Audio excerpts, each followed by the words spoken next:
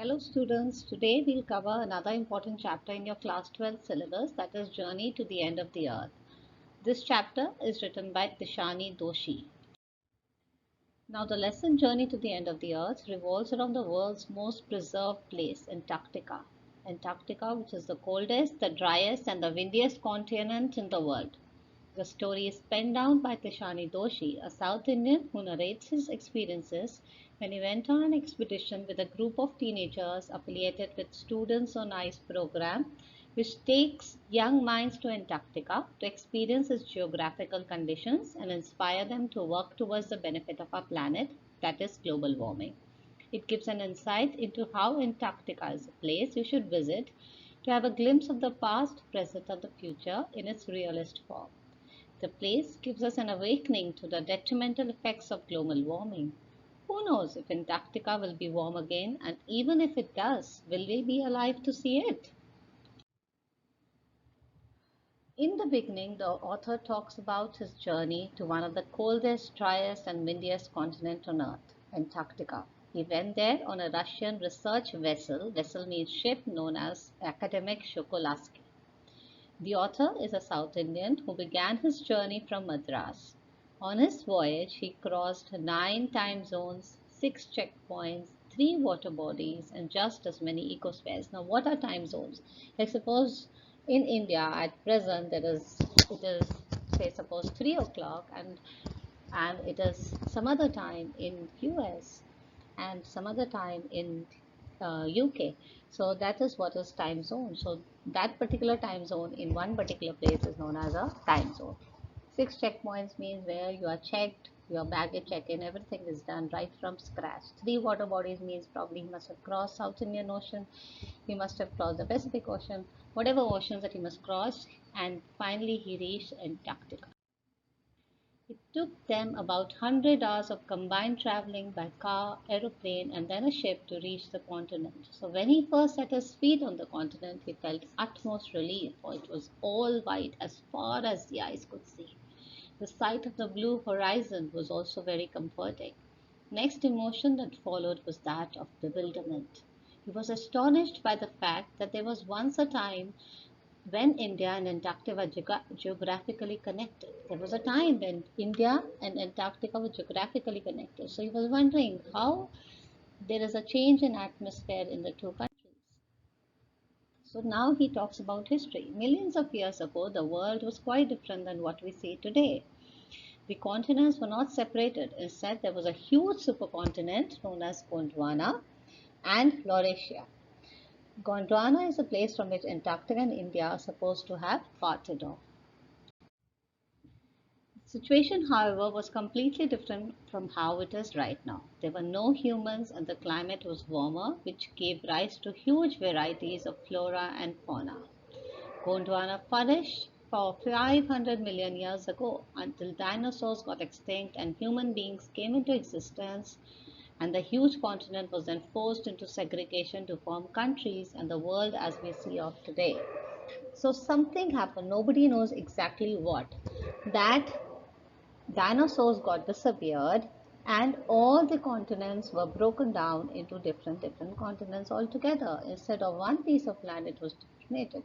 So India was initially connected to Australia, and then it moved north and struck Asia, giving rise to formation of Himalaya. Suppose there's a huge strike between two. So what happened? The land around got peaked up and gave rise to Himalaya. So this is how Himalayas are found. India pushed northwards, jamming against Asia, and because of the huge collision, its crust folded, resulting in the formation of Himalaya. Similarly, South America drifted off to join North America, forming young fold Appalachian Mountains. Similarly, South America, which was initially connected to Antarctica, got away from there and it struck North America and Appalachian Mountains were formed. And since there was a passage which was created between South America and Antarctica now, and that passage was known as the Drake Passage, was created in the empty space between South America and Antarctica, and a cold circumpolar current started flowing in Antarctica, keeping it frigid with very cold desolate and lonely, and at the bottom of the world. According to the author, if one wants to have a glimpse of the history from where we have originated along with where we are headed, that is the past, present, and future, Antarctica is the right place to be. It is the best place to research and understand about the mountain ranges and the low elevation continents, ozone layer and carbon emission, evolution and extinction. It is capable of giving an insight of the future that can be really startling. It was a very different experience for the narrator, as being a sun worshipping South Indian, it was hard for him to imagine living in a place where 90% of the Earth's total ice volumes are stored. A place devoid of trees and billboards, that is advertisements. There are no trees in Antarctica. So thinking that at one point of time this place had diversified kind of environment just like India had proper animals, birds, trees, just like India had, was something very hard to imagine for him. The place as such now is untouched by humans and their interventions. The experience was totally unforgettable for him. Human life on Earth has been only 12,000 years, which converts into a few seconds on the geological clock of the planet. In merely this time, humans have managed to exploit each and every resource, thereby creating a chaos in nature. The ever-increasing human population is robbing other species of the necessities for survival. Not to forget about the unlimited exploitation of fossil fuels that have created a blanket of carbon dioxide around our planet, which is further increasing the average global temperature, thus leading to global warming. Global warming and climate change are high priority concern these days. Questions like melting of Antarctic sheet, disruption of Gulf Stream ocean, and how the world will end still remain unanswered. Regardless, Antarctica remains an important part, not only because it is untouched by humans, but also because of the ice cores, half-million-year-old carbon records trapped in its layers of ice. According to the author, if one wishes to study and analyze the Earth's past, present, and future, Antarctica is the place to go. The author has been in Antarctica on an expedition with Students on Ice, a program that takes young minds to Antarctica in order to inspire them to work towards our planet. It was started with the vision of providing life-changing experiences to the future generations of policymakers to learn about the planet at a very early age. The program Students on Ice was introduced by Canadian Geoff Green. Yes, this is the picture of Geoff Green, the Canadian who started off this program Students on Ice. The program has been immensely successful in implementing its vision by the way people get affected by seeing the real scenario, that is actually seeing glaciers retreating and ice shelves collapsing. It gives you a glimpse into the future. It tells you that the very threat of global warming is real and students are compelled to find a suitable solution to global warming. So initially, Geoff Green used to take out celebrities there.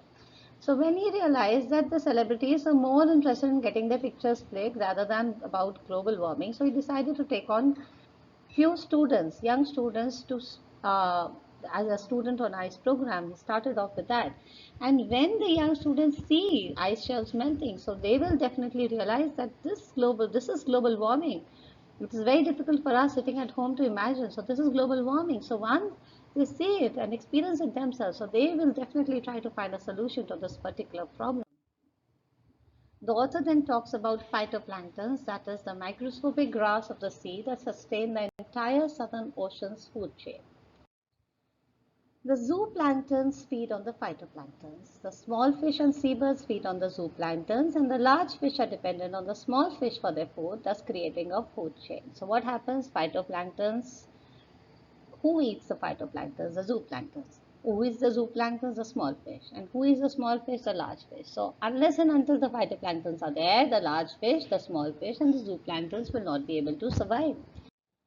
Now, it has been recently concluded by scientists that a further depletion in the ozone layer can affect the activities of the single-celled plants, that is the phytoplanktons, and affect the marine life altogether, disturbing the food chain.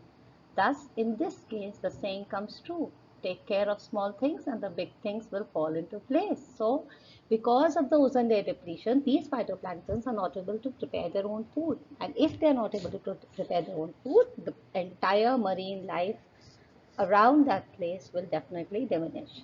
So that is why it is said, take care of small things and the big things will fall into place.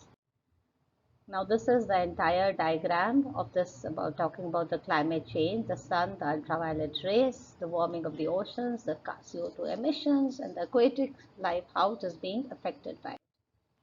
The author then narrates his journey. Just short of the Antarctic Circle, at 65.55 degrees south, they saw a thick white stretch of ice between the peninsula and the Tadpole Island, which was preventing them from going any further.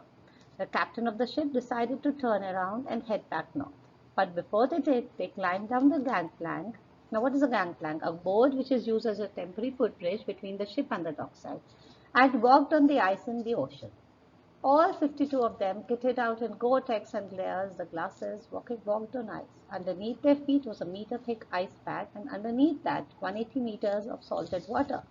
While walking, all of them were hoping the ice shields don't break off and they don't fall off, realizing the effect of global warming. Like suppose if these ice sheets melt, they'll definitely fall into the water and perish. In the periphery, crab-eater seals were stretching and sunning themselves on ice floes, much like the stray dogs do under the shade of the banyan tree. Now here the author Tishani Doshi gives a comparison, just like you can see dogs basking under the sun in the banyan tree over here in India, you can see crab-eater seals resting on ice floes. So the author wondered what it would be like if Antarctica, the place that houses over 90% of the world's ice, becomes warm again. He wonders if he will be there to witness it, if it ever happens, but who knows? He wonders, just like the dinosaurs and the woolly mammoths vanished, man too might distinguish on the face of the earth. Seeing the spirit of teenagers, the children on the Students on Ice program, who still are left with the courage to save the world, he talks about the uncertainty of events that can happen over a million years. So that is what is the story of the journey of the end of the earth. Please, I hope you understand it. Fine, happy learning.